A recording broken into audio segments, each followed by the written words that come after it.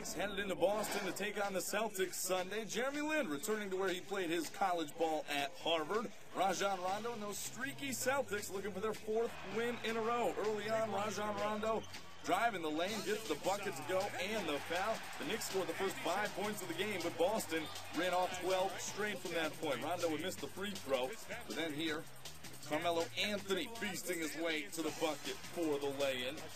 Boston still leading by 5, but that Knick bench, including J.R. Smith, pokes the ball away and gets the steal and the dunk on the other end.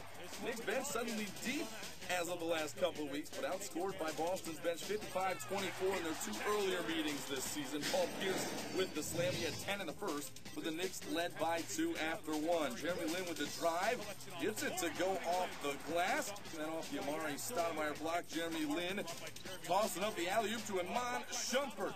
10 Knicks scored in the first half, including Shumpert, the high riser who had to miss the dunk contest this season. Certainly can get up and throw it down. Then Fields finding Carmelo Anthony, who comes up on the other side. Knicks led by 5 at halftime, 56-51. In the third, Boston gets off to a good start. Rondo finds Kevin Garnett knocking down the jumper. A 15-4 run to start the third.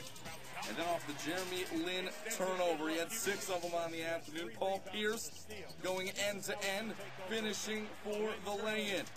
Boston by 6 at that point. It's a 10-point advantage when Rajon Rondo, left all alone, knocks down the jumper. You know things are going good for him when he's got the range on his jumper. Part of a 19-2 Boston run.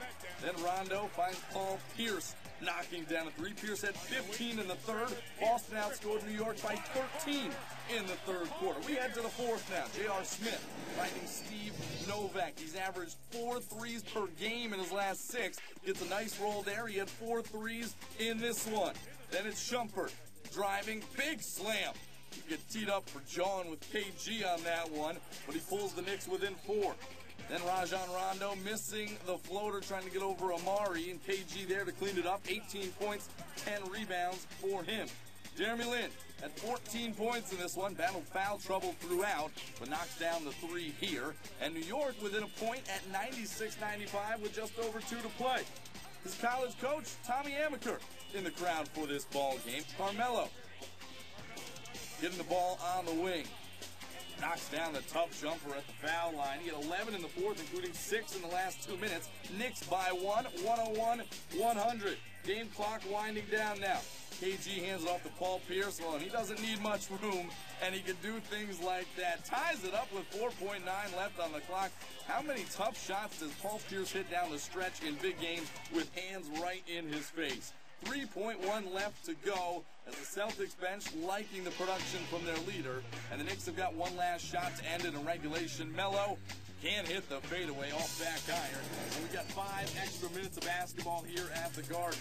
In overtime, Rajon Rondo chasing down the loose ball, leaves it for the trailer, Ray Allen. 110-105 Boston on top. New York trying to hang tight. Lin dumps it off to Amar'e, who had a double-double, 16 points, 13 rebounds. Boston leads by 3. Then off the Brandon Bass miss, it's Rondo cleaning up the mess here. Rajon goes for 18 points, a career-high 17 rebounds, and 20 assists. His second triple-double in the last 3 games, and Boston gets that 4th straight win, 115-111 in overtime.